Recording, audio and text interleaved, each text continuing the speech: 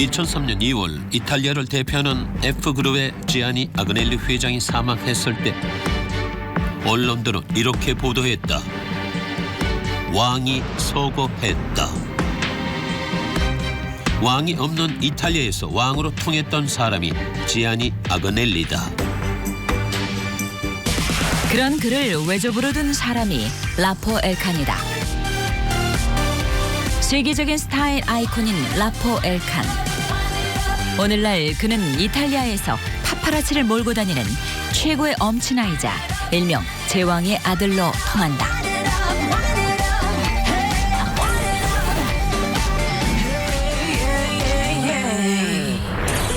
(2016년 11월) 사업차 미국 뉴욕을 방문한 라포 엘칸이 인질로 잡히는 납치 사건이 발생한다.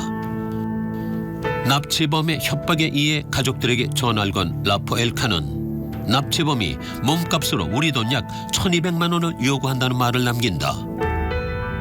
그의 다급한 연락을 받은 가족은 경찰에 즉시 신고했고 이후 경찰은 돈을 수령하려던 납치범을 현장에서 체포했는데 그는 바로 라포 엘칸이었다.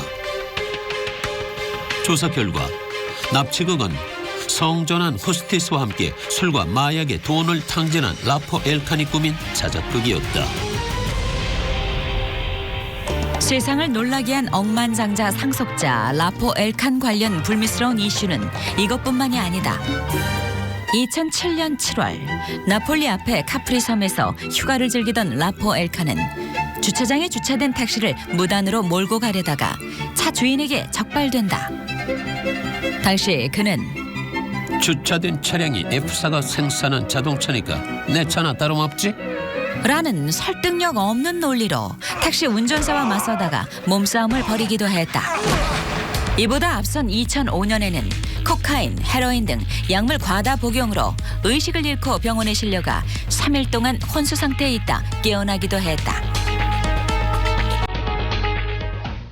기행에 가까운 해프닝 때문에 아그넬리가의 사고 뭉치로 통하는 라포 엘칸. 그에겐 바람둥이란 별명도 있다.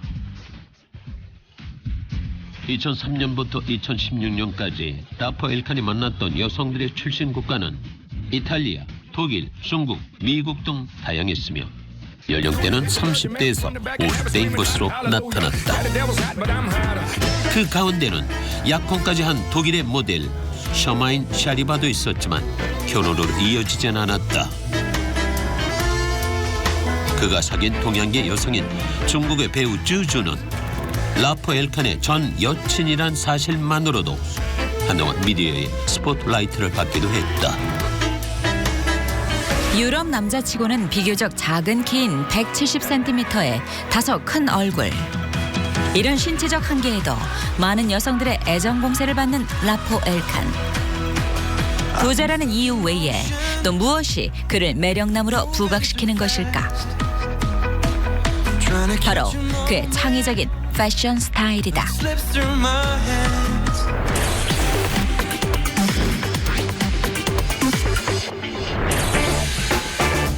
위에는 하얀 포켓 스페어를 꽂은 블레이저 재킷 안에 하얀 드레스 셔츠를 갖춰 입고 안에는 흰색 바지에 색깔이 다른 운동화를 갖춰 신은 라포 엘칸. 오늘날 슈트 재킷에 운동화를 코디하는 것은 하나의 패션이지만 2000년대 중반 그의 이런 스타일은 그야말로 센세이션이었다. 이탈리아 억만장자 패션 아이콘 탄생이란 타이틀 아래 그의 신선한 옷차림은 전 세계 언론 패션란을 장식했고 그날 이후 슈트의 운동화는 라포 엘칸의 시그니처 룩이 됐다. 라포 엘칸의 패션을 얘기할 때 꼭 언급되는 것은 결점을 스타일로 바꾸었다라는 말이다. 그래서 그의 패션은 항상 창조적이라는 말이 따라붙는다. 그는 일반적인 나폴리 슈트보다 더 넓게 확장된 피크드 라페를 고집한다. 얼굴을 작아 보이게 하기 위해서다. 또한 허리를 강조한 더블 브레스티드 슈트를 주로 입는다. 이는 작은 키를 황금 비율로 재분할시켜준다. 넓은 라펠과 더블 브레스티드 슈트를 입는 라포 엘칸의 세 번째 패션 포인트는 하얀 장식용 손수건인 포켓 스퀘어다. 컬러인 마술사로 불릴 정도로 형형색색의 슈트를 즐기지만 포켓 스퀘어만큼은 화이트를 고집하는 라포엘칸.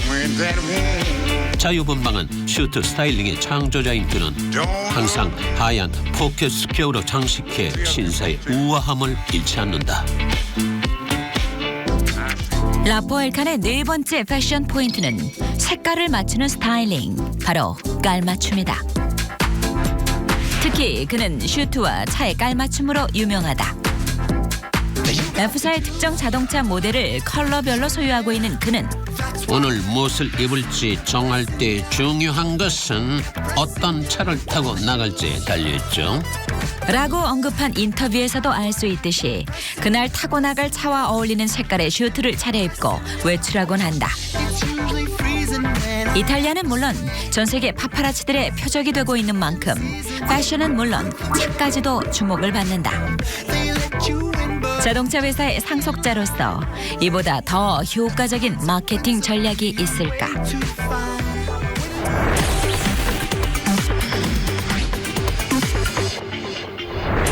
세계 패셔니스타 라포엘칸. 그의 화려한 삶 이면에는 어두운 가족사도 있다. 라포엘칸의 부모는 이탈리아, 프랑스계 미국인 작가 알랭 엘칸과 지아니 아그넬리의 딸 마르게리타 아그넬리다.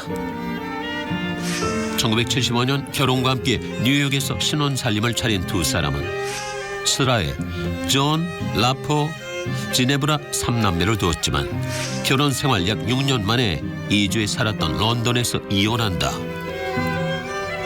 이후 홀로 육아를 담당했던 마르게리타는 1991년 러시아 백작 세르주드 팔렌을 만나 재혼해서 설아에 5 자녀를 두었다. 부모의 이혼과 엄마의 재혼 이후 라포엘칸은 하나뿐인 외삼촌 에드아르도 아그넬리의 자살을 겪어야 했다. 라포엘칸의 외조부 지아니 아그넬리로부터 신임을 얻지 못해 후계자가 되지 못한 에드아르도는 2000년 11월 토리노 외곽의 고가 다리에서 떨어져 스스로 목숨을 끊는다.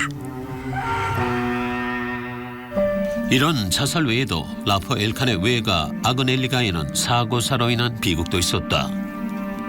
1899년 동업자들과 토리노의 F사를 창업한 라포엘칸의 외고조부 지오반니 아그넬리. 그가 1920년 회장 자리에 오르면서 아그넬리가의 세습 체제가 시작된다. 지오반니는 자신의 후계자로 외아들인 에도아르도를 지목하는데 축구광으로 토리노의 축구클럽 유벤투스를 이탈리아 최고 명문 클럽으로 성장시킨 그는 1935년 43세의 나이에 비행기 사고로 사망한다.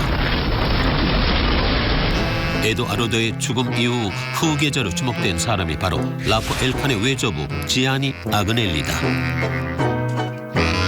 그는 F사 창업자인 지아니의 손자이자 비행기 사고로 사망한 에도아르도의 장남이었다.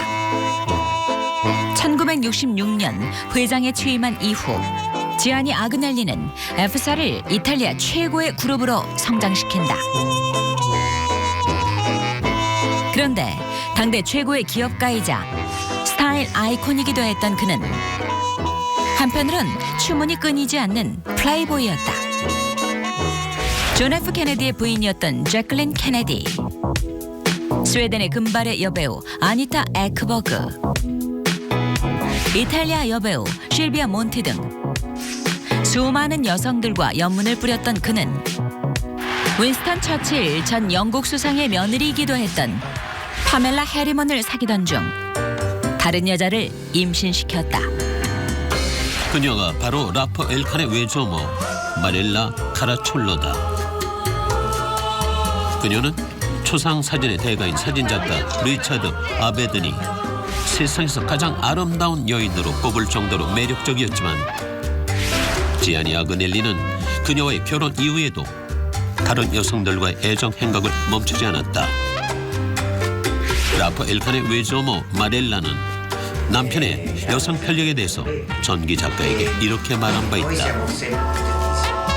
지아니에게 있어 여성은 정복의 대상이지 사랑의 대상이 아니었습니다. 평생 한 번 결혼했지만 수많은 여성과 애정 행각을 벌인 지아니 아그넬리. 혹 그의 여성 편력 DNA가 외손자 라포 엘칸에게 유전된 것은 아닐까.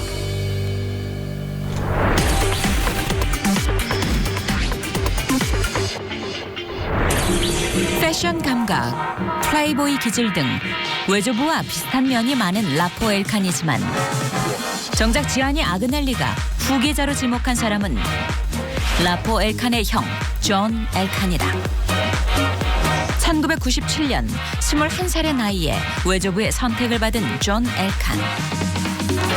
외가인 아그넬리 가문의 전통에 따라 이탈리아 귀족 출신의 여성을 아내로 맞은 그는 2011년부터 F그룹의 지주회사인 엑소리의 회장을 맡아 지금까지 그룹을 이끌어오고 있다. 조용하고 차분한 성격의 형과는 달리 외향적이며 미디어에 노출도 즐기는 라포 엘칸. 현재 F그룹에서 그의 지분은 0.2% 미만인 것으로 알려져 있다. 2001년부터 전 미국 국무장관인 할리 키신저의 개인 비서로 일하다 2003년 F사의 마케팅 이사로 합류한 라포 엘칸. 당시 그는 F사 자동차 모델의 마케팅을 맡아 전 세계적으로 히트시키는 발군의 실력을 발휘하기도 했다. 그러나 2005년 마약 관련 추문으로 자의반 타의반으로 F사를 떠나게 된다. 이후 2007년 라포 엘칸은 가장 가까운 친구이자 변호사인 안드레아 테시토레, F사 근무 시절 마케팅 팀 동료였던 지오바니 아콩자요코와 함께 아이웨어 전문 업체인 아이사를 세운다. 그 전부터 라포 엘칸의 외모도 변화를 보이기 시작한다. 곱슬곱슬했던 장발은 짧고 단정해졌으며 안경을 주로 낀 모습이었는데 그의 유명세에 힘입어 그가 착용한 아이사 제품들 역시 홍보 효과를 톡톡히 누리기도 했다. 친구들과 아이사를 창업한 2007년 라포 엘칸은 광고 홍보 전문 에이전시도 차린다. 그런데 그가 당시 설립한 두 회사는 공교롭게도 인디펜던트라는 단어를 회사명에 담고 있었다. 일각에서는 이를 두고 F사를 떠나 독립적으로 자생하려는 라포 엘칸의 의지가 엿보인다고 평가하기도 했다. 그로부터 6년이 지난 2013년 그의 아이웨어 전문업체는 밀라노 증권거래소에서 성공적으로 상장됐고 2014년에는 약 401억 원의 매출을 올리기도 했다. 한편 2013년 라포 엘칸은 이탈리아 명품 브랜드 G사의 크리에이티브 디렉터인 프리다 지아니니와의 협업으로 캡슐 워드롭을 선보였다. 캡슐 워드롭이란 유행을 타지 않은 클래식 스타일로 개인의 고유 스타일을 완성해주는 아이템을 의미하는데 라포 엘칸은 브랜드명을 자신의 이름을 그대로 딴 라포 워드롭으로 지었다. 2014년 세계적인 스포츠 브랜드 A사는 여러 가지 컬러가 어우러진 운동화 라인을 론칭한다. A사의 전설적인 스니커즈인 GX8000을 오마주한 이 제품 라인을 디자인한 사람은 누구였을까? 바로 라포 엘칸이다. 자신의 전매 특허인 컬러 믹스와 매치가 고스란히 반영된 운동화를 선보이며 그는 이 컬러들이 자연스럽게 어울리듯 인류도 함께 어우러지길 바랍니다. 컬러 믹스가 상징하는 것은 사랑과 평화죠 라는 말을 남기기도 했다. 다양한 브랜드와의 협업을 통해 자신은 물론 기업 가치를 높이고 있는 라포 엘칸은 2012년 엔터테인먼트 사업에도 진출했다. 당시 여동생이자 영화 감독인 주네브라 엘칸과 함께 영화 산업에 뛰어든 그는 영화 제작은 물론 세계 유수의 영화를 수입, 배급하고 있다. 이처럼 여러 방면에서 사업의 다각화를 시도하고 있는 라포 엘칸이 가장 최근에 세운 회사는 차량 튜닝 업체인 G사다. 2015년에 설립된 이 회사는 평범한 자동차를 디자인 작업을 통해 하나의 예술 작품처럼 변신시킨다. 나를 움직이는 가장 큰 힘은 바로 사랑입니다. 그리고 제가 가장 사랑하는 것은 자동차와 디자인이죠. 자신의 말을 증명하듯 라포 엘칸은 디자인을 통해 자동차에 대한 무한 애정을 표현한다. 2007년부터 총 8개의 회사를 설립하며 기업가로서의 활발한 활동을 보여온 라포 엘칸. 그런 그가 2016년 11월 왜 납치 자작극으로 집안에 돈을 요구했는지는 여전히 베일에 가려져 있다. 놀라운 것은 그 해프닝 이후 불과 몇 개월 만에 아무런 일도 없었다는 듯이 또 다른 화제를 몰고 대중 앞에 그가 모습을 드러냈다는 것이다. 2017년 4월 이탈리아 밀라노에서 열린 국제가구 박람회 현장에 전시된 자동차 한 대. 1980년대 복고 스타일이란 주제를 담고 있는 이 자동차는 마치 한 점의 예술 작품과도 같은 아우라를 내뿜는다. 선명한 색상과 요란한 패턴이 조화를 이룬 화려함의 극치. 과연 이 자동차는 누구의 손끝에서 탄생하게 됐을까?